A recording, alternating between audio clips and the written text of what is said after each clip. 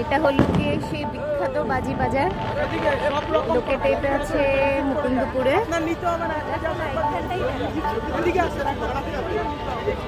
প্রচুর প্রচুর বাজি এখানে পাওয়া যাচ্ছে। তো বেশ বিখ্যাত বাজার সবাই বলে জানে এখানে। দেখা যাক এই বছরের স্পেশাল কি আছে।